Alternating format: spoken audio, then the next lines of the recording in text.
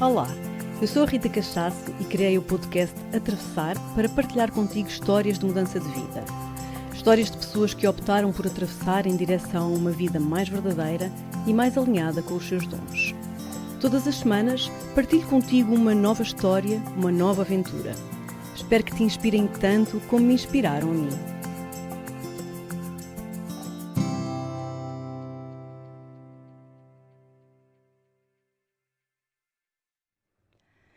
Olá, sejam muito bem-vindos a um novo episódio do Atravessar. Hoje estou aqui muito feliz e de coração cheio com a minha convidada, que é uma convidada muito especial. É uma mulher assim, um mulherão, com um M grande, que eu admiro muito, apesar de não a conhecer assim tão bem. Então estou desejosa de começar esta conversa, também eu para a conhecer um pouquinho melhor.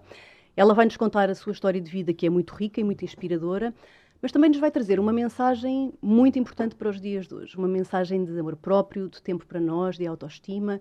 Então, sobretudo, se és mãe, fica atenta a este episódio porque vais adorar. Bem-vinda, Sandra Matos, minha querida. Obrigada. Eu fico sempre tão feliz de ter estas conversas e no fundo, sabes, de vir assim um bocadinho rasa, não é? Não ter estudado nada e permitir-nos que esta conversa seja verdadeira, seja franca e seja, acima de tudo, sobre atravessar. Eu achei o nome do teu podcast maravilhoso. Porque estava a tomar banho hoje de manhã e estava a pensar, isto representa a vida. Porque a vida é isto, é atravessar. Não se atravessa uma vez durante a vida, não é? Então, claro que eu acho que há episódios em que nós atravessamos e são aqueles atravessares, se calhar, mais marcantes, mais importantes, ou que, de facto, há ali uma coisa que se resolve e que tem muita repercussão durante toda a vida, mas estamos sempre a atravessar. Eu achei maravilhoso. É verdade, vamos atravessando. Vamos atravessando. Não é? Que bom, Sandra. Olha, mesmo feliz de estares aqui. Obrigada. E até estava agora aqui a partilhar contigo em off e eu vou partilhar outra vez que a Sandra tem. Tem uma característica que eu aprecio muito e que eu sigo-te já nas redes sociais há algum tempo. Aliás, eu conheci-te num podcast que eu vi, salvo erro da Inês, e comecei a seguir nessa altura e gosto muito do teu posicionamento nas redes sociais porque tu tens uma coisa que me agrada imenso, tu és muito honesta. E parece-me que vives, pelo menos a forma como te posicionas, com as partilhas que fazes, de uma forma com a qual eu me identifico, que é real, é uma forma real, ou seja, é muito bonita, é muito inspirador, somos todas muito lindas, está tudo muito bem na nossa vida, mas também há outra parte. Também não estamos bem, também choramos, também estamos feias, também...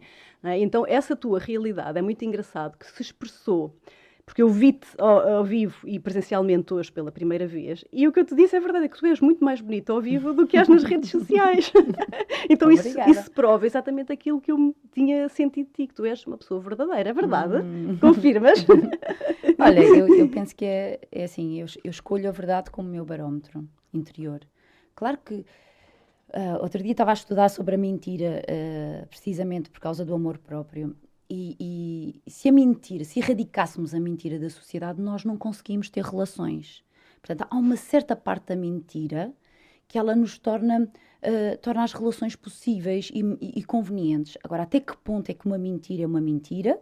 Até que ponto a mentira é acerca das tuas necessidades, dos teus limites, dos teus desejos, ou é acerca do outro, e aí já é mentira, intriga. Não estou a falar nisso, estou a falar naquela mentira em que tu até te apetecia dizer não e vá, pronto, dizes sim. Exato. Ou aquela mentira que nem sabes que estás a mentir a ti própria. Exato. E isto acontece nem muito. Nem te percebes, não é? Que não te apercebes. Claro. Porque isto é-nos passado, é algo muito cultural.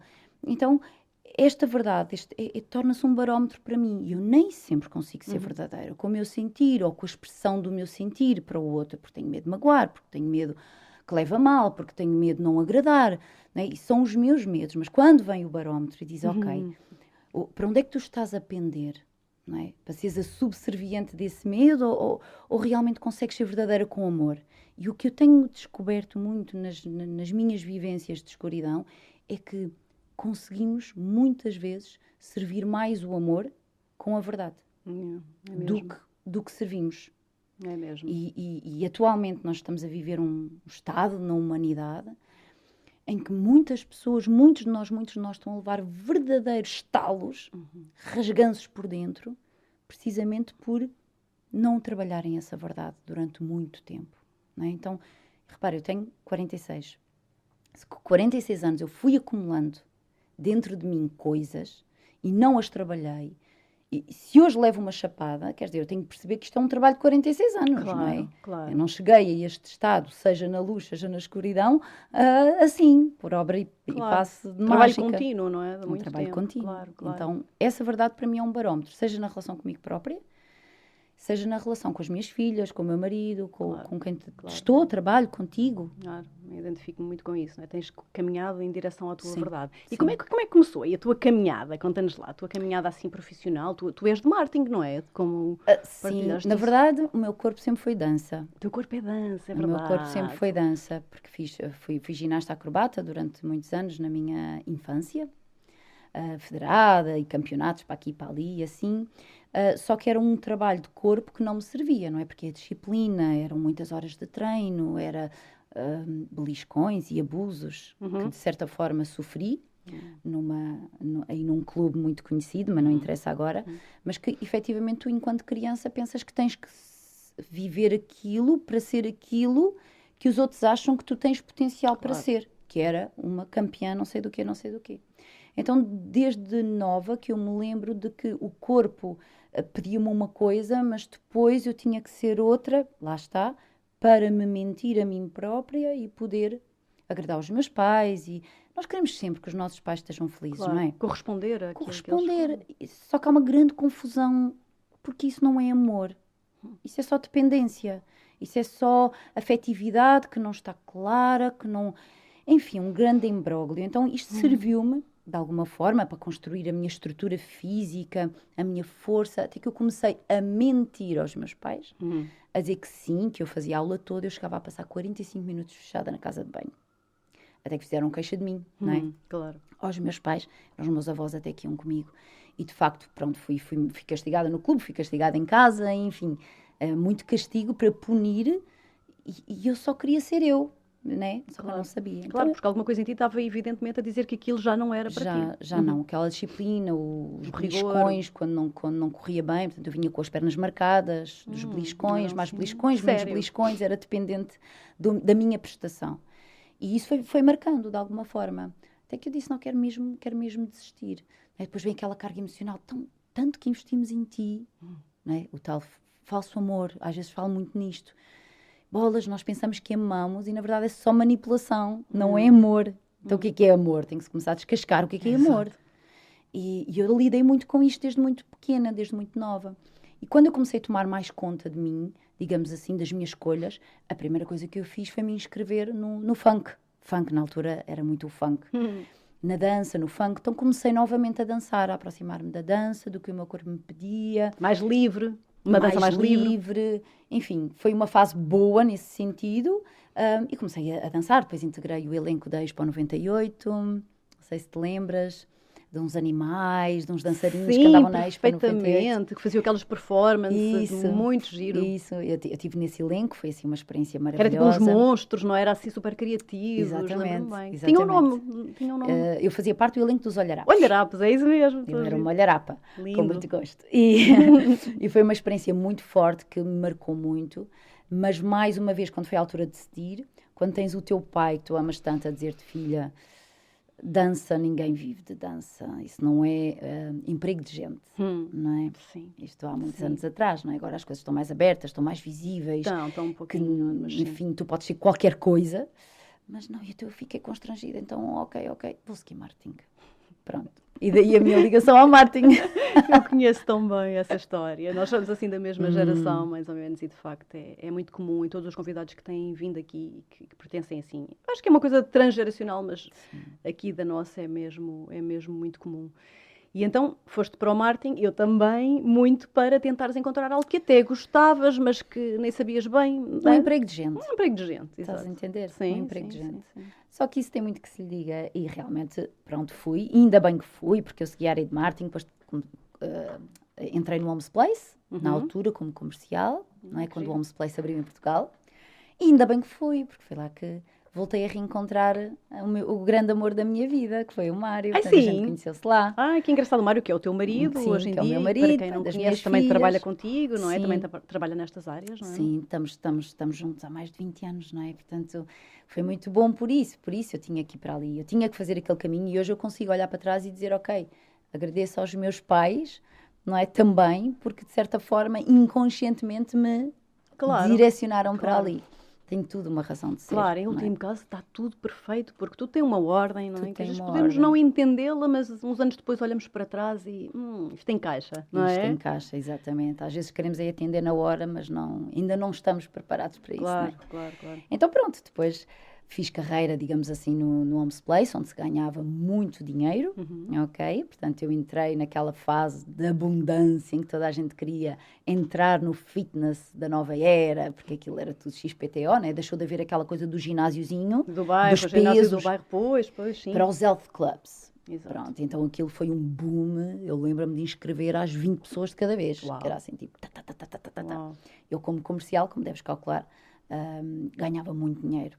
Até ao ponto que aquilo, novamente, não é? O teu corpo começa a chamar por ti, tu começas a ouvir e dizes, que tu aqui ganhas bem, está lá quietinha. Que giro. O teu chamamento passou sempre muito pelo corpo, não é? Pelo Tens uma corpo, ligação sempre pelo muito ao corpo, físico. sempre pelo corpo. E ali como eu ia dando o que fazer ao corpo, porque comecei, porque dançava, não é? Ia fazendo os body balance, ia fazendo os funks, ia fazendo aquelas coisas, acabava por saciá-lo, mas não usufruir dele. Entendes a diferença, não é? Claro. Estás a usufruir daquilo que é o teu dom, que vieste cá fazer.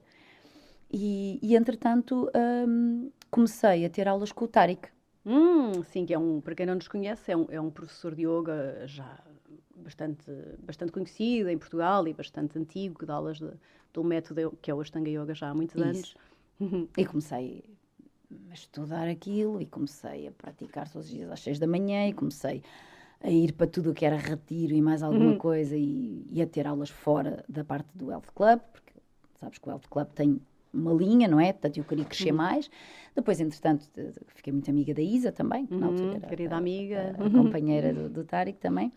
E pronto, e daí as andanças todas do Ashtanga vieram em força, não é? Daí eu estar-te a conhecer, que estava-te a dizer em off que conhecia a Joana dos Açores. Exato. Fizemos lá retiros com o Tomás Zorzo e cá em Portugal também. Querido professor Tomás. Aí foi a minha grande descoberta da prática de yoga. Entretanto, comecei a substituir a Isa em algumas aulas, mas tudo muito eu, deixar o meu emprego, estás a ver, não, como o que é que eu vou dizer aos meus pais? Era tipo a coisa séria e o resto. Exato, e o hobby. Só que, entretanto, começaram a surgir mais e mais e mais substituições para fazer. E eu a ficar mais cansada porque, pá, não dá. Uma gasta-te energia, a outra recuperas energia. Onde tu recuperas energia, onde tu tens menos tempo. Isto não faz sentido nenhum. Entretanto, pronto, fui mãe pela primeira vez e despedi-me, basicamente. Ao final de alguns meses, falei com o Mário e disse, pá, não estou a aguentar mais esta cena. E agora sou mãe e agora tenho que seguir mesmo o meu coração. E basicamente foi isso. Despedi-me e, entretanto, passei ali por um período de depressão pós-parto forte, que me ajudou muito a fazer o que faço hoje e a ajudar as mulheres da forma como eu ajudo hoje. Porque nesses momentos de depressão, se alguém nos está a ouvir aqui, nunca ficamos sem recursos. Nós simplesmente nos afastamos dos recursos que temos. E foi o que me aconteceu. Portanto, afastei-me da respiração, que é a maior cura que existe. É a respiração. Afastei-me do movimento, afastei-me do yoga, afastei-me de tudo e mais alguma coisa para tentar compreender aquilo que se passava comigo. E é muito curioso, Sandra. Deixa-me só fazer aqui uma pausa porque, sabes, isso é uma coisa que é muito honesta e que eu partilho aqui. Que mesmo nós, que temos ferramentas e que temos anos de autoconhecimento, às vezes ficamos em estados em que não somos capazes de usar as nossas ferramentas. Então, sabes, há uma humanidade presente em que fase do caminho nós estivermos. Claro. E isso não deve ser algo que ainda nos faz julgarmos-nos mais, não é? Eu estou a dizer isto pessoalmente, porque também passei até recentemente, não é? Com toda esta história e me fez assim passar por uma fase mais negra e tudo isso. Eu dei por mim, caramba, eu tenho tantas ferramentas, eu estou há anos nisto e agora? Então, sabes, essa humanização que nós não podemos esquecer e não nos pôr em pedestal nenhum, porque nós não estamos em pedestal nenhum, estamos exatamente. Sim, eu acredito que houve recentemente também, para mim, foi assim das maiores dádivas interiores, e partilho aqui convosco, que foi mesmo sentir que eu não vim cá, quem acredita em várias vidas, quem não acredita, está tudo bem, mas eu não vim cá nesta minha vida para me iluminar. Eu vim cá para acolher as minhas dores. Se eu conseguir fazer isso diariamente, eu fico muito feliz, eu dou um passo na minha própria evolução. O que é isto de acolher as minhas dores? É saber que todos os dias eu tenho tantas chances de cair como de me erguer. Agora, eu não quero, que há uma grande confusão, ninguém vive só na luz, ninguém vive só, eu agora já tenho o trabalho todo feito, agora iluminei-me. Claro. Iluminaste, morres, passas para outro plano, claro. Vais fazer outra coisa qualquer. Portanto, eu quero é trabalhar o que vim cá para trabalhar. E é isto mesmo, as minhas dores, é acolher as minhas próprias dores, não é as dores dos outros. Posso inspirar, posso partilhar, Agora, eu tenho que acolher as minhas próprias dores. Claro. Não o que é que eu ando cá a fazer? Claro. A dizer o que os outros têm que fazer? Isso é fácil. Claro. Eu quero eu não quero deixar de cair. Entendes? Eu quero cair e perceber que caí rapidamente. Claro. E utilizar as ferramentas que tenho rapidamente. Ou pelo menos o mais rápido possível a cada vez, não é? Claro. Exatamente. E isso vai melhorando. Porque estas quedas, como tu chamas e muito bem, são oportunidades que nós temos sempre. São grandes oportunidades. E a humanidade teve uma grande queda agora. Ui. E há uns que se estão a reerguer, há outros que estão na corda bamba, há outros que não querem se reerguer. E está tudo bem, cada um está na sua fase, na sua etapa, acredita naquilo que acreditar. Há algo inegável. O direito do afeto foi-nos negado. E nós vamos ter que recuperar isso. Porque isto vai ter um impacto gigante no amor próprio de cada ser humano. Que ainda nem se está bem a perceber. Não, eu acho que ainda nem há noção dos danos colaterais. Não. E vamos ver isto na geração seguinte, se cá estivermos. É verdade. Que são nas crianças. E isso é o que me faz avançar todos os dias, sabes? Quando eu começo a perceber que, sim, as minhas filhas, a minha filha do meio, usa 8 horas a máscara na escola. Eu tenho que me posicionar. Entendes? Entendo. Eu tenho que marcar a minha posição. Eu tenho que levar a cada vez mais fundo a arte de voltarmos a respirar. Voltarmos. Porque é algo que, se já vi, tu sabes, não é? O que é que acontece nas nossas aulas? O que é que acontece? Chegas e a maior parte das pessoas, eu sinto-me tão aflita, eu estou tão nervosa, eu estou tão ansiosa, e a respiração toda cá em cima. Claro. Se já havia isto, e tu vais vendo agora cada vez mais as crianças a modelarem o comportamento dos adultos. Adultos ansiosos, crianças ansiosas, professores não sabem o que fazer, crianças não sabem como respirar. Claro. Sem dúvida. E a respiração é um presente que nós temos e que é tão... A respiração é tudo, que nos liga à vida, que nos liga à morte. Sem dúvida. Enfim. Mas então vamos lá voltar àquele ponto onde tu deste essa queda, como tu chamaste, tiveste esse momento, e isso foi, no fundo, o que te impeliu a uma nova fase. Foi mesmo. Eu acho que é sempre quando nós estamos lá um bocadinho no charco e no lodo, e conseguimos pôr assim as duas narizinhas, às vezes é só uma narina de fora, e começamos a respirar, começamos a ganhar mais oxigênio e a pensar melhor, porque às vezes tens pessoas ao teu lado que querem ajudar, mas tu ainda precisas estar ali um bocado no lodo. Pois claro. E não aceitas ajuda. E também faz parte, se lá estamos, deixar-nos estar lá um bocadinho. E faz parte. Não ficar refém disso. É isso. Mas, que é o que uma depressão faz, não é? E eu tive nessa fase, portanto, eu deixei de comer, eu esqueci-me de tomar banho, esqueci-me de pentear. Entraste mesmo. Fiquei totalmente devota, é o melhor termo, sabes, o Bhakti Yoga, era o que eu praticava com a minha filha, mas de uma forma não saudável, não é? Que era, como eu tive uma bebé, a minha primeira filha, em que lhe passei muitas destas minhas questões, não é? Ao nível energético, ou seja, se eu era uma mãe ansiosa, se eu estava muito ansiosa em satisfazer todo o choro da minha bebé, então ela iria ainda chorar mais para se comunicar comigo. Então vivenciámos esse ciclo vicioso, não é? Em que eu já não dormia à espera que ela acordasse uma próxima vez, portanto, porque é que eu me vou deitar se ela vai acordar dali a meia hora? Entendo. Então esta privação de sono leva muitas mães a uma exaustão, uma falha interna, que, lá está, se não te reconectas por dentro, então tens mesmo aí um blackout muito grande. E a pouco e pouco houve ali uma altura de um despertar meu interno, dizer assim, não, eu vou tomar as rédeas disto. Eu já tinha tido uma depressão na adolescência, ok? E fui medicada por um amor não correspondido. Então já tinha vivenciado este lugar antes. Eu, de alguma forma, já reconhecia algumas coisas que eu não gostei. Porque como daquela forma em que nós estamos desprovidos de poder pessoal, não é?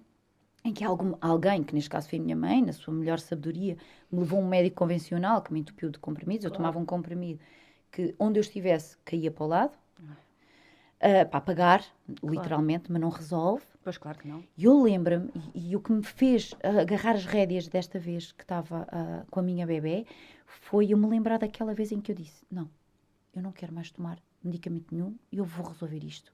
Eu. E foi mesmo assim, sabes? São aqueles momentos em que tu sentes que tens um apoio divino e é inquestionável. É lindo isso. E vais resgatar ali uma força que temos, só precisa de ser resgatada. Só precisa ser ativada, carregado no botãozinho. Eu virei para a minha mãe, ainda escondi durante 2 ou 3 dias, porque a minha mãe tomava conta do processo, escondi e depois disse, olha, vou dizer a verdade, não estou a tomar, estou-me a sentir ótima. E não vou voltar mais àquele lugar. E assim foi. Então, quando eu comecei-me a sentir nesta, sabes, neste desprovir de tudo, eu fui buscar esse momento que foi muito importante para mim. Então, tornou-se num momento frágil, mas num momento de poder ao mesmo tempo, porque eles tocam-se muito, claro, nestes momentos dentro de nós. Cabe-nos a nós próprios transformá-lo numa fraqueza ou numa força. Então, fui buscar e disse, não, eu vou tomar conta disto, eu vou pedir ajuda, que é uma coisa muito difícil para algumas mães. Para mim era... Vou pedir ajuda, eu preciso de ajuda para ultrapassar este momento. Eu preciso de ajuda para tomar conta da minha bebê. Eu preciso de ajuda neste sentido, de deixar o pai entrar, porque o Mário queria entrar mais vezes e eu não deixava. Não, esta é a minha missão, eu nasci para fazer isto. Pensava eu na altura que ser mãe era a minha missão. Então, quando a gente me pergunta, mas tu já nasceste sabendo a tua missão? Não, eu não sei se hoje sei, atenção, eu sei qual é o meu caminho. Eu sei qual é o meu caminho. E a missão vai sendo revelada, não é? Isso é o bonito da vida, acho eu. E este momento foi muito importante, em que eu deixei o Mário entrar, perceber que ele se relacionava... Quando ele estava com ela estava mais calma até do que quando às vezes estava comigo, entendes? De eu procurar novamente a prática do yoga, nem que fosse 5 minutos para mim, comecei a perceber que fazia diferença, de eu ficar sozinha, de eu tomar um banho. Tipo, tomar um banho, sentar sempre a ouvir um choro, ou sair do banho a meio com o shampoo na cabeça, então mais valia não tomar banho, coisas desse género. O deixar o Mário entrar foi uma peça muito importante. E depois, resgatar este momento de 5 minutos para mim, respirar, olhar para ela, perceber que não tenho que intervir logo, perceber que quando eu intervi em mim primeiro, a maior parte das vezes eu já não tinha nada a resolver com ela. Interessante. E isto veio, começar a perceber que quando eu fazia certos movimentos com ela, também a acalmava a nossa relação. E isto levou-me até ao Baby Yoga. Juntar estes mundos, que era, enquanto eu me nutro e me acalmo, eu consigo nutrir e acalmar a relação com a minha bebê. Nunca depositando a expectativa nela, entendes? É uma coisa que eu trabalho muito com os meus professores, quando formo professores na escola. Baby Yoga Portugal é isto, que é, nós não estamos a acalmar um bebê, nós estamos a acalmar a relação. Quando tu acalmas a relação, tem impacto. Claro, isso é muito diferente, é muito interessante. Muito diferente. Então eu comecei a perceber isto. Então eu quero estudar mais sobre isto. E foi aí que fui para os Estados Unidos, primeira vez que me separei da minha bebé. E fui para os Estados Unidos aprender na altura como é que se une estas duas artes, não é? O mundo do bebé, que por si só é tanta coisa a acontecer ao mesmo tempo, a parte do desenvolvimento psicomotor, a parte do desenvolvimento neuronal, e trazer isto tudo depois para o mundo do yoga. E o yoga para o mundo do desenvolvimento infantil, e fazer esta transição foi magnífica. Não havia cá muita coisa nessa altura, imagino. Que eu conheça, tu deves ter sido assim muito pioneira nessa área, não é? Que eu conheça, não havia nada na altura, nada mesmo, tanto que foi assim na altura muito estranho, gente. Yoga para bebês, isso é um bocado estranho, os bebês não choram, comem e dormem, não é bem assim. E na verdade, embora se diga, não é baby yoga, yoga para bebês, nós estamos a atuar sempre na relação, pelo menos o método que eu desenvolvi. Claro. Não quero ninguém a tentar tirar a cólica de um bebê, ou a tentar parar a hiperatividade de uma criança. Não, eu quero adultos responsáveis por atuar nas relações. Exato. Enquanto nós estivermos a fazer isso, estamos num bom caminho. Se nós estamos a tentar resolver o problema do outro, sem resolver o meu. Claro, porque aí estás a trabalhar tu e o bebê, não é? Claro. Os dois. Sim, a relação. Claro, a relação. Um trabalho pessoal também para a mãe. Muito. E foi crescendo, sabes que houve uma altura, daí termos há pouco falado na nossa querida amiga em comum, dava muitas aulas, eu comecei a ter listas de espera, do género. que é que eu faço com tanta gente? E comecei-me a dar muito. E era uma coisa, não é? Depois tive a segunda filha, depois é outra história, não é? Uma segunda filha é sempre outra história, é outra mãe que nasce, é outra pessoa, lidas com outros medos, é novamente outra escuridão, vais novamente ao lodo, eu pensava que já sabia isto, enfim, depois vem a terceira, enfim. Mas o Baby Yoga foi sempre ganhando força. Até em momentos que eu, quando tinha uma bebé, né? Ou seja, tive a primeira, depois a cresceu, depois tive a segunda, e sempre nestes momentos eu focava mais na bebé e o Baby Yoga andava sozinho, sabes? As pessoas continuavam a procurar, os professores que eu formava continuavam a ter cada vez mais pessoas a procurar. Claro. Era um sinal de que havia ali muito para fazer, não é? E continua. Porque entramos, crescemos, não é? Portanto, é uma escola que atualmente, a minha filha mais velha tem 17, a escola atualmente tem 16 anos. Então, para além de formarmos professores, estamos cada vez mais presentes nas salas de aula. E isso faz toda a diferença. Isso é muito maravilhoso, sim. Sabes? E isto tem sido um despertar constante para o que é que realmente é importante. Sabes? Quando veio esta questão toda da pandemia, que apanhou todos, de repente não podíamos respirar livremente, de repente temos máscaras na cara, de repente vais pedir a uma criança de 6 anos para não ler nos lábios, para não aprender as sílabas nos lábios, para não ler as expressões faciais. Nós temos que ser melhores a fazer aquilo que estamos a fazer, ainda melhores. E a ajudar as nossas crianças a se reconectarem, nomeadamente com a sua expressão corporal, facial e com o seu padrão respiratório. Isso eu não tenho a mínima dúvida. Claro. E levas então, nessa altura, o Baby Yoga começa a difundir-se para as escolas também?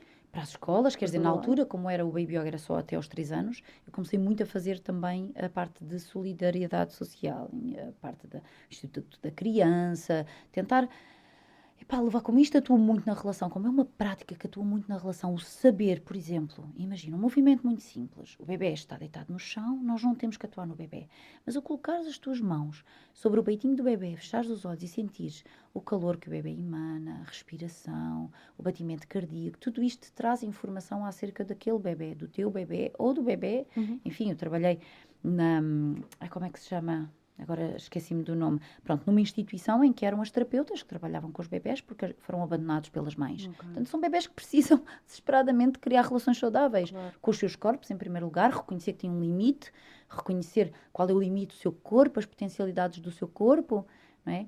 Então, isto é muito mais que um yoga para bebés, entendes? Isto é trabalhar a um nível muito subtil, mas que são sementes que ficam para sempre.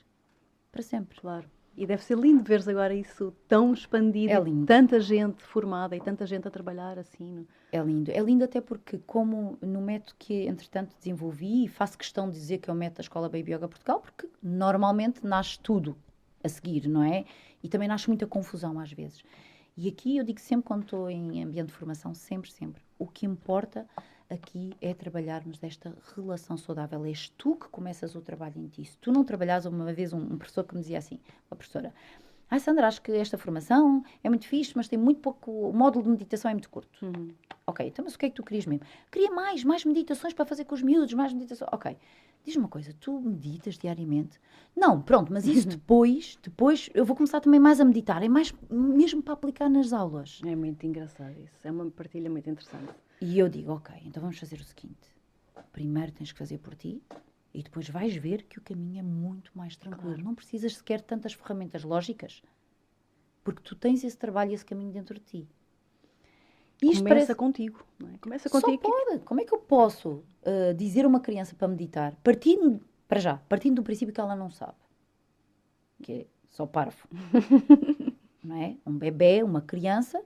Quanto menos intervenção de adulto ela tiver, mais facilmente ela se conecta com estados de meditação, com estados saudáveis, com padrões saudáveis de respiração. Não é? Um bebê não nasce a saber, ou melhor, nasce intuitivamente a respirar. A saber respirar, claro. Com o abdômen, não é? Ninguém... Vê-se mesmo, não é? Vê-se mesmo. Deles. Basta observar um bebê. E depois basta observar um adulto. E há estudos que mostram que uma criança por volta dos 6 anos, quanto mais cedo entra na idade escolar, portanto, quanto mais cedo entra no sistema escolar e fica muitas horas sentado numa cadeira, a observar um adulto que provavelmente já tem um padrão de respiração correto, mais facilmente modela. Uau! Portanto, é por modelagem que nós respiramos. Por isso é que, Se eu me sentar ao pé de uma criança que está agitada, extremamente ativa, com hiperatividade, seja qual que for, e começar primeiro a modelar o padrão respiratório dela e, com as minhas ferramentas, começar a modelar e a nivelar e a fazer a curva um pouco, não é? Respirações mais calmas, ela vem atrás de mim. E eu não preciso dizer, está quieto com os pés, para com esse comportamento, se faz favor, acalma-te. Claro. Uma criança não sabe como fazer isto. É outra forma de chegar ao mesmo lugar, mas muito mais relação. Eficiente essa, com certeza. Completamente. Então, e tu foste aí, apaixonaste por essa área e foste daí para a frente, ninguém te agarra, não é? Opa, fui daí para a frente e sentir que podemos fazer muito mais, sabes, muito mais do que estamos a fazer, sabes? Muito mais, nomeadamente dentro das escolas. Começar, quando a parte da educação abrir para que finalmente olhem para as crianças e em vez, dou-te um exemplo, numa escola onde uma das minhas filhas andavam, os miúdos iam na carrinha 45 minutos. Eles saíam da carrinha e iam se sentar numa sala de aula. E por muito carinhosa que a professora fosse e muito atenta, é difícil. Pois claro. Porquê? Porque uma criança em que deveria estar 90% do tempo em movimento e 10% do tempo intercalado ou em pausa, ela é panela de pressão. Então estamos a tentar meter os miúdos, panelas de pressão, para aprenderem. Pois. E quando ela confessou-me isto, assim, eu utilizo isto, utilizo aquilo, mas eles chegam tão agitados, ok. Então, em vez de saírem da carrinha diretamente para a sala de aulas, sentarem-se para aprender, faz uma volta maior, que até é uma escola que tem espaço exterior, faz uma volta e nessa volta cada um faz o que quer. Dança, canta, grita, esperneia, deita cá para fora, cansa durante 10 minutos. Isso faz tanto sentido, não é? Porque faz sentido para nós, até adultos, não é? É o que nós trabalhamos, não é? É sabido que mesmo em meditações, que nós temos que ter pausas em aprendizagem, não é? Quem dá formação sabe isso. Tu não podes estar a debitar matéria o dia todo, senão as pessoas já não conseguem absorver. Portanto, tem que haver pausas. Portanto, se isso é válido para os adultos, para as crianças, então, obviamente... Mas pausas com o corpo em movimento. Exato. Não é pausas de fica quieto e agora vai para o recreio num canto. Exato. Estás a ver? É pausas em movimento com o corpo. Eu uma vez dei uma palestra espetacular. Não é para me gabar, mas escapar no sentido... Espetacular no sentido... porque também merece e a gente também tem que se gabar. Neste sentido que é, o tema que me propus falar foi: é urgente mover o corpo para acalmar a mente. Parece um bocadinho contraditório, mas é urgentíssimo. Nomeadamente professores perceberem que têm o trabalho muito mais facilitado se moverem o corpo antes, para depois a mente ficar mais focada, mais calma e com uma maior capacidade de absorver, de memorizar, claro, de concentrar. Ou seja, exigimos dos miúdos uma coisa que não lhes damos espaço para fazer. Pois, claro. Porque partimos do princípio do quê? Que as crianças vêm prontas de casa? A maior parte das crianças vem de carro. Não utilizam os seus corpos. Então, chegam, sentam-se para aprender. Quando o corpo está numa pilha. Entendes? Então, há muito para fazer este trabalho. Não pode parar e não vai parar. E há mesmo muito para fazer, não é? Ainda já está, obviamente, muito melhor, não é? E já há muito mais abertura, e já há muito mais gente atenta, tudo isto. Sim. Mas ainda, eu também sinto isso, não é? Que porque é muito em massa, sabes? Porque um professor, quando está com uma turma, não é fácil. Eu vejo, tenho 3 filhas, às vezes tenho a cabeça em água, são só 3. Imagina um professor, claro que é outro contexto. Quando nós estamos nas nossas aulas com os miúdos, são 10, 15 a correrem de um lado para o outro. Não é fácil, a tarefa do professor não é fácil. Daí a importância do próprio professor, e por isso é que a maior parte dos nossos, das pessoas que eu certifico, não é? Na Escola Baby Yoga Portugal, são professores ou são educadores. Também tenho lá médicos, também tenho enfermeiros, também tenho terapeutas, mas a maior parte é da área educativa. Pois. Porquê? Porque finalmente estamos a perceber que é preciso mover o corpo para acalmar a mente, que é preciso respirar para acalmar a mente. Exato. Que a maior parte dos casos de hiperatividade nas crianças não são corretamente diagnosticados. Ia-te falar sobre isso, não é? Porque há muito agora não sei, esse conceito da hiperatividade que me parece que é uma coisa um pouco...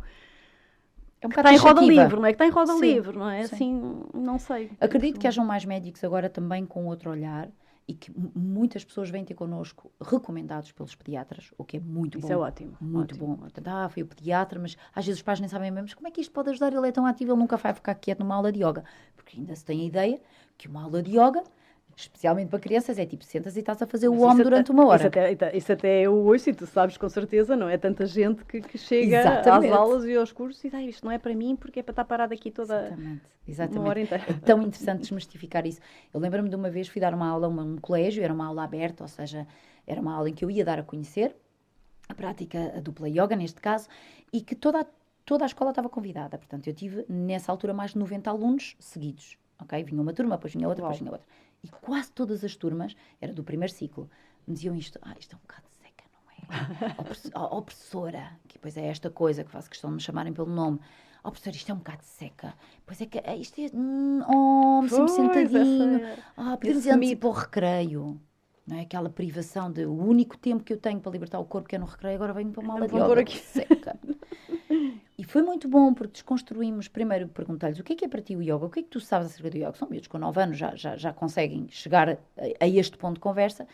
E muitos diziam, então estamos assim sentados com os olhos fechados. Assim, ok, então esquecendo que é isso, vamos aqui construir outro significado. E comecei com dinâmicas que nós temos, muito corporais, bem, às tantas, toda a gente adorava o yoga.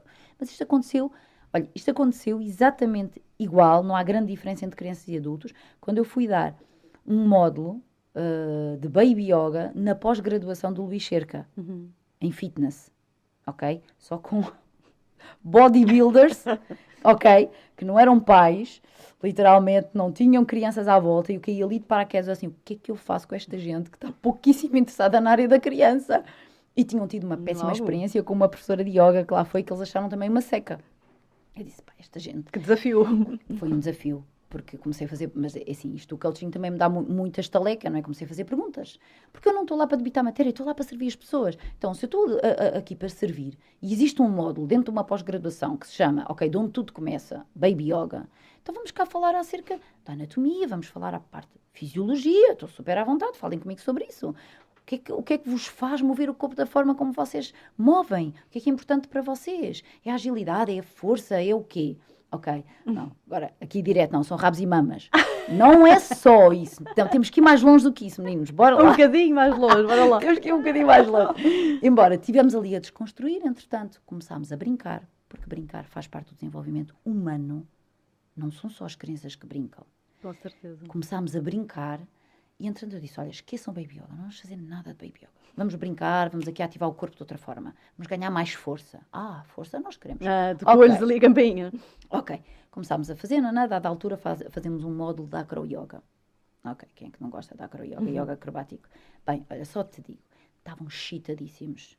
Estavam alegres, estavam felizes. Fiz lá um jogo que era um assim, dos maiores, cai assim no chão e só diz assim, mas os putos aguentam isto. Eu disse, olha, lamento te informar, mas aguentam muito mais. A sério? Bem, olha, foi giríssimo. Entretanto, pronto, a aula terminou. No final do dia tinha um e-mail do Luís a dizer, olha, eles adoraram, acho que tem que incluir mais aulas de Baby Yoga, isto é realmente uma coisa nova para mim. Está a saber? Mas a questão aqui é, quando retiramos o rótulo, fica o quê? Ficam seres humanos. Exato. E se o foco for servir aquele ser humano que está à minha frente, quer lá saber se é o Baby Yoga, se é o Yoga, se é o Qigong, se é o... É o quê? Claro, e tu depois sabes como adaptar. E como é que surge, Sandra, daí? Agora tenho muita curiosidade desta parte, porque tu hoje em dia trabalhas muito também para as mães, não é? Como é que dás assim esse... Foi um salto, foi uma coisa que foi acontecendo, porque eu vejo que tu tens, até salvo erro, alguns livros escritos, não é? E tu dedicas-te muito também a este cuidado com as mães. Sim, porque ao longo do Baby Yoga, das muitas aulas que dei de Baby Yoga, quem vem geralmente são as mães, com os seus bebés. Eu fui começando a perceber que havia muito mais mães parecidas comigo, com os mesmos receios, que passaram por coisas, ou que eu já tinha passado, e elas estavam a passar, como uma depressão pós-parto, como um certo medo, receio de não ser a mãe suficiente, ou a mãe boa, que cada vez notamos que chegam mães com mais idade, não é? Ou seja, somos mães cada vez mais tarde. Isso também ajuda a que medos, receios, o diz que disse, a opinião dos outros, entre com muita força e mine essa intuição, esse instinto que todos nós temos, que sabemos o que é melhor para o nosso bebê, e comecei cada vez mais a lidar com mães assim. Então, fui criando bagagem e começando a fazer coisas só para mães. Quando eu lancei o primeiro retiro só para mães, Foi uma cena assim, tipo, nunca tinha ouvido falar nisto. Eu disse, ok, porque não? E havia muitas mulheres que me diziam, mas porquê que eu não posso ir? Não sou mãe. Assim, olha, neste momento não leves mesmo isto a mal. Eu quero estar só com mães, porque se eu não falar diretamente para as mães não sentem que são mulheres. Portanto, vão dizer assim, isto não é para mim agora, eu sou mãe, agora isto eu não posso ir para o retiro, eu tenho um filho, isto... Uau. Não é? Eu passei por isso. Não é? Eu e o Mário, por isso é que eu acho que também a nossa relação se mantém como se mantém, cada vez mais saudável. Porque nós sempre tínhamos, em namoro, quando namorávamos e não tínhamos filhos, nem vivíamos juntos, sempre tivemos férias separados. Okay? Ele ia às férias dele, fazia um mergulho, e eu ia para os meus retiros de yoga, para os Açores, fazia os retiros. Cada um ia se nutrir como sentia que era. Não tínhamos de estar sempre juntinhos. Depois tínhamos as nossas férias juntos, mas, eu nunca fui uma mulher de mergulho, tenho super frio na água, quer dizer, ele tentou-me ainda me puxar e eu tentei puxá-lo para o meu mundo. Nós tentámos fazer isso no início da relação. Rapidamente percebemos que ele era super infeliz nas minhas aulas, ok? Ele fazia um esforço porque queria-me agradar e eu fazia-lhe um esforço e morria de frio. Visto peixes e eu, não, eu quero sair daqui. Eu quero sair daqui, literalmente. E quando falámos sobre isso, os dois, nunca mais vou esquecer, estávamos em Sagres, falámos, tu vais às tuas cenas, eu vou às minhas e depois marcamos férias juntos. Boa, uau! Isso é de uma maturidade, isso é de uma maturidade enorme. Foi um alívio, pronto, mas depois quando fomos pais pela primeira vez, adivinha, não é? Ele continuou nas férias dele e eu disse, não, eu agora sou mãe, não posso largar a minha filha assim.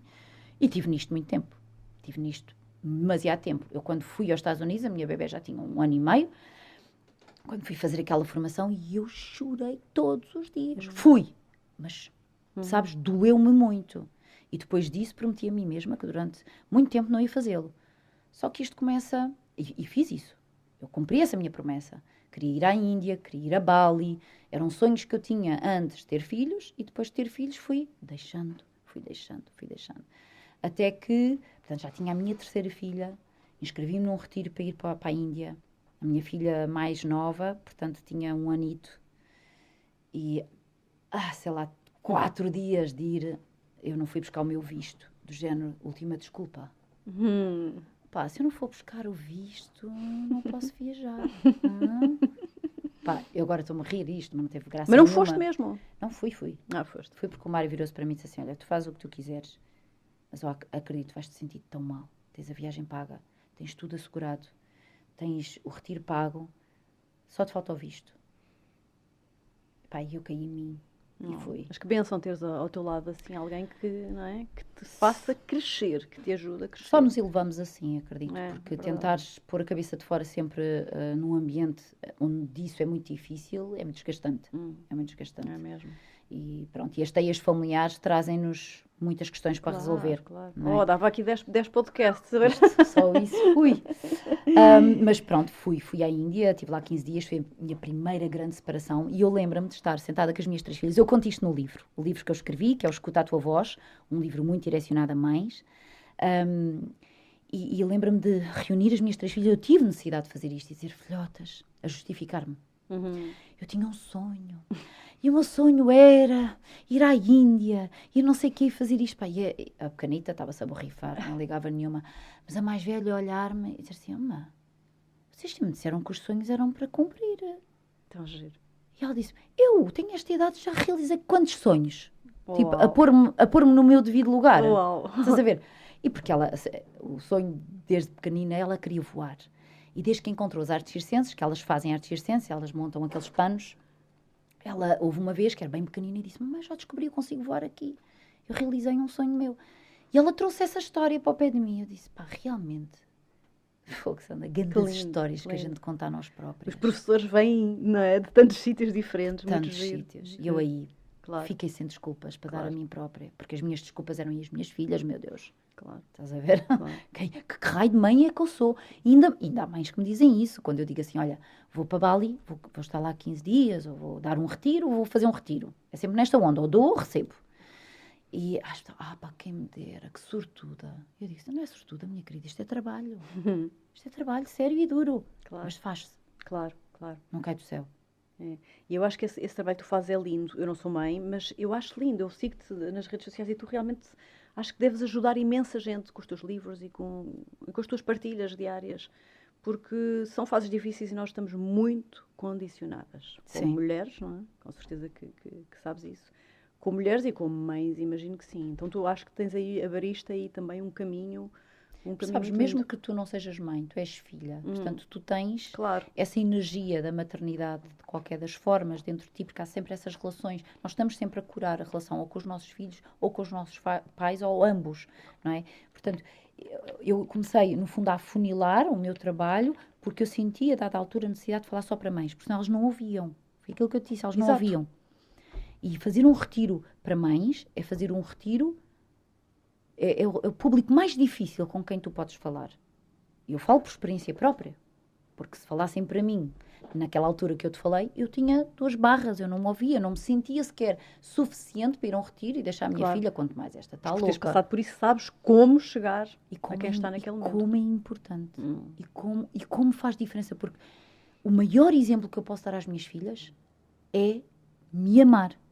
Porque se eu não conseguir passar isto às minhas filhas, elas, assim como eu, vão procurar relações para aprender. É muito giro teres tido também 3 filhas mulheres, não é? Teres tido essa oportunidade. 3 filhas mulheres, cada uma com o seu jeito, cada uma com as suas coisas, mas 3 filhas que me vêm constantemente relembrar a importância das relações, porque as mulheres vão muito, os homens também, mas falando aqui particularmente nas mulheres, por toda esta pressão social, cultural que ainda temos que Pois lidar. temos, sim.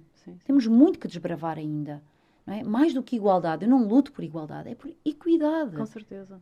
Nas relações, nas responsabilidades, mas eu era total responsável pela falta de equidade que havia na minha própria família. Exato. Porque quando eu não deixava o pai entrar, mas queixava-me, porque não tinha tempo de cuidar de mim. Por isso é que as mães se revêem tanto, entendes? Eu tenho testemunhos de mães que me escrevem e dizem assim, bolas, Sandra, parece que tu estás na minha casa. É a minha história. És uma câmara de vigilância, porque isso aconteceu ontem ou aconteceu hoje, entendes? Porque assim, oh, minha querida, eu passei por aí, eu sei, eu sinto Claro. isso nas minhas entranhas, entendes? E se não me cuidar todos os dias, facilmente resvalamos para lá, porque a pressão da sociedade é muito forte. Claro, os quando nossos os condicionalismos que trazemos, não é? Já de passado. as histórias Claro. que trazemos. E este teu livro, Sandra, conta-me lá. Este meu livro foi, eu sinto que o andei a escrever durante toda a maternidade, porque ali eu conto histórias.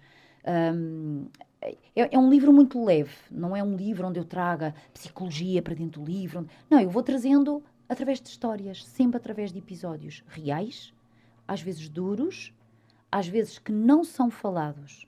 A quantidade de mães que não têm coragem de dizer sim, eu tive uma depressão pós-parto, sim, eu desliguei-me do meu filho após ele nascer. Sim, eu não soube o que fazer quando fui mãe. Há coisas muito comuns. Muito, muito, muito comuns. Que não vêm dali. Os filhos são apenas não é? A maternidade em si é um portal gigante para tu mergulhares nas tuas próprias cenas.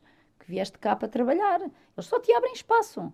Mas depois responsabilizar os filhos, não é? Porque há uma dualidade aqui muito grande, que é eu entreguei-me tanto, eu fiz tudo por ti, eu deixei de ter vida. Mais tarde cobramos. Claro. E agora tu fazes-me isso? Eu não quero ser essa mãe. Sabes? Eu quero todos os dias me tornar na mãe que eu quero ser. Então eu faço isso. Mesmo quando grito, dou um berro, passei-me. Eu ponho a mão no coração e digo, olha, desculpem. Desculpem. Eu às vezes não sei ser melhor do que fui agora. Mas é esta humanidade que eu não tenho que ser a mãe perfeita, que é um cuidado que se tem que ter, porque agora esta explosão da parentalidade positiva, da parentalidade consciente, é espetacular. Por um lado, leva muito ao extremo. Pode levar, não a parentalidade em si, consciente ou a parentalidade positiva, mas uma mãe que não faz o seu trabalho interno vai para os extremos. Que é, não, eu agora tenho que ser positiva em tudo. Agora não posso dizer não. Eu agora tenho que só estar sempre muito bem. Pois. E não é a verdade. Isso não é a vida, isso não é viver. Não vais caindo, tens uma queda depois gigante. E tens que sair lá. Tu agora disseste, tudo começa sempre com o nosso trabalho pessoal. Começa sempre com o nosso trabalho pessoal. Não, para mim não há outra forma. Sabes, se alguém me coloca uma questão que eu ainda não passei, eu não vou conseguir. Eu só passo conhecimento. Eu até posso ter estudado aquilo, mas eu vou passar conhecimento. Eu só passo sabedoria quando eu passei pela situação. Claro, é muito diferente, não é? Conhecimento e sabedoria. E depois de afunilar para as mães, eu agora estou novamente a abrir para mulheres. Portanto, o meu retiro dos Açores agora, basicamente, algumas são mães, outras não são mães. Mas, na verdade, são pessoas a quererem reconectar-se de forma verdadeira com o seu amor próprio. Porque o amor próprio é a raiz disto tudo que nós temos estado aqui a falar. O amor próprio é a raiz do atravessar. Atravessar a quê? Atravessar em amor próprio. Não é? Quando eu estou a passar uma fase difícil, seja por que razão for, e estão sempre a acontecer fases difíceis na nossa vida, fases desafiantes, difíceis, como queiramos chamar, nunca tivemos num tempo em que é tão propício a isso, não é? E eu penso, ok, como é que eu escolho atravessar por isto? Em luta? Em esforço? Ou escolho atravessar isto em amor próprio? Que é cada queda eu consigo ativar a autogentileza. Isto agora parece fácil, não é? Estou a falar aqui contigo, mas não é assim tão fácil. Mas é possível. Nem é que um seja trabalho. uns passinhos pequeninos. É uns passinhos. É uma respiração. É uma frase que tu aprendeste a dizer a ti própria. É um exercício que tu ativas naquele momento de dor. E vais fazendo e repetindo isso. Em vez de repetires que não consegues, em vez de repetir que isto é tão duro, em vez de repetir que eu nunca consegui, que os meus pais nunca conseguiram. Entendes? Nós repetimos inconscientemente padrões que não nos servem, embora almejemos muito outras coisas, mas isso não interessa. Estás a praticar o quê? O que é que estás a praticar? Não é? Então, esta prática do amor próprio é tão simples, mas eu tenho encontrado tanto mulheres afastadas disto. É verdade. Confusas com o que é amor próprio. Sim, mas eu até vou ao cabeleireiro, eu arranjo-me. Está bem, isso é uma forma... Mas é muito mais do que isso. É muito mais. É muito mais profundo. Então, quando tu estás muito irritada, quando tu estás com aquela ânsia toda dentro de ti, como é que tu pões isso cá para fora? E quando tu falhas, o que é que tu dizes a ti própria? Quais são as primeiras palavras? Esse diálogo interno, observar esse diálogo interno. Ai, tanta coisa bonita, Sandra. Que trabalho tão lindo que tu fazes. Obrigada. Mesmo. Obrigada. Dava aqui para conversarmos mais 2 horas. Dava. Somos muitos temas. Muitos mesmo. Se calhar vais ter que voltar cá um dia também. Muita honra. Mas olha, agora porque estamos aqui a aproximar-nos do fim, vou-te pedir que diz assim uma dicasinha, um conselho, qualquer coisa que tu sintas de dizer a pessoas que, tal como tu, de algum modo queiram atravessar o que quer que isso signifique. Ou de profissão, ou de forma de vida, ou mudar a sua atitude, enfim. Não sei, acho que o teu tema e o teu trabalho é muito abrangente. E então, o que é que tu sentes assim que aconselharias ou que sugeririas? Olha, eu sinto que é mais fácil atravessarmos dando as mãos às pessoas certas. E muitas vezes eu tentei atravessar tentando dar as mãos a pessoas que não estavam na mesma vibração, não estavam na mesma frequência. Então, houve muitas vezes que eu atravessei em esforço certos momentos da minha vida, porque queria muito ou que certas pessoas atravessassem comigo, ou queria muito que aquelas pessoas fizessem parte da minha vida, e que quando eu aprendi a largar essas mãos, outras mãos se vieram ter comigo, e às vezes são mãos visíveis, são pessoas que tu tens ao lado, outras vezes são mãos invisíveis. Eu irei-me sempre lembrar de uma história que eu li num livro, que é um testemunho real, de uma mulher que perdeu um filho e que durante todo o tempo que o filho viveu, ele estava no berço ao lado da caminha dela e ela colocava assim a mãozinha para o embalar, para o acalmar. E depois que o filho morreu, ela colocava lá a mão na mesma e que um dia sentiu agarrarem na mão. E estou-me a emocionar a dizer isto agora, porque são essas as mãos, enquanto atravessamos o caminho, que temos que dar valor, sabes, e confiar. Todos temos que atravessar, e todos atravessamos ao longo da vida. Então é sentir que a mão é a mão certa que nos guia. Acho que é isto. Até me arrepiei. Que lindo conselho, que lindo, Sandra. Muito obrigada. Obrigada por isso, por teres vindo, por esse ser especial que já imaginava que tu fosses, mas que agora estou mesmo aqui a sentir. É um privilégio cruzar-me contigo. Obrigada, igualmente. Muito grata mesmo.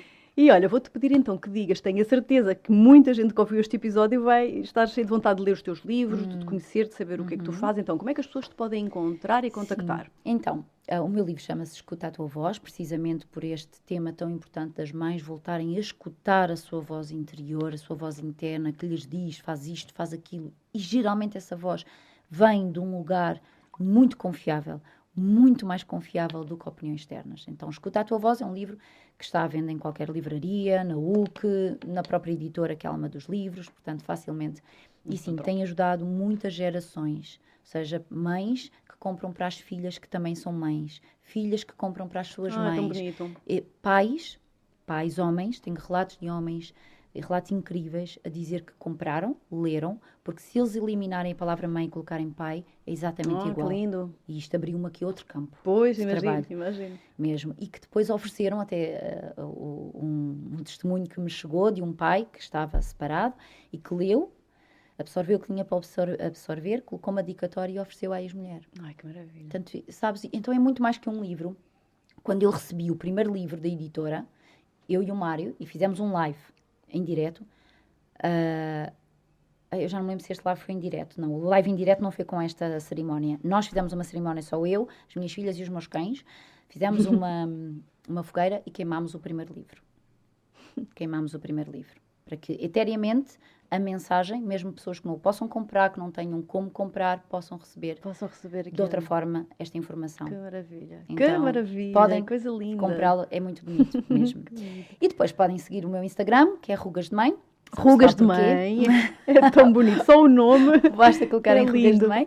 E no Facebook é Sandra Matos PT. Também vão dar ao meu Facebook. E Claro. depois no site sandramatos.net. No teu site, onde tu publicas os teus retiros, tu fazes retiros super lindos para mulheres, para mães, tens também o Baby Yoga, a tua escola. Exatamente. Então... Está lá tudo no site. Agora vou ter o retiro nos Açores, mas já está fechado. Atualmente trabalhamos também com grupos menores. Mas vai ser incrível, este retiro vai ser incrível. Aliás, não é um retiro aos Açores, é um retiro tempo para mim, que é feito nos Açores. É bom que se explique isto, porque há pessoas que fazem muita confusão, pensam que vão fazer um tour pelos Açores, não é nada disso. Eu não faço tours dentro de cada pessoa faz o seu próprio tour, não é? Então, um trabalho de desenvolvimento pessoal profundo em reconexão do seu amor próprio. O amor próprio é a base das nossas relações. Temos que compreender isto. É a base das nossas relações. Então, estamos a construir uma relação em cima do quê? Entendes? Claro. É isto, eu quero que as minhas filhas percebam isto. Se eu morrer e as minhas filhas levarem com elas que a base e a fundação das suas relações é como eu me cuido, como eu me trato, como eu me amo, eu tenho a minha missão cumprida. Assim seja, minha querida. Assim é. Que o teu trabalho se expanda mais e mais. Obrigada. Obrigada, nós todos. Gratidão. Nós todas. Sandra, muitos Obrigada. beijinhos, muito obrigada, querida. Gratidão. Então, este episódio foi mesmo lindo, estou aqui ainda assim toda arrepiada. Cheia de vontade de dar aqui um abracinho à Sandra. Obrigada por terem atravessado connosco mais uma vez. Para a semana voltamos com outro convidado super inspirador também. Até lá!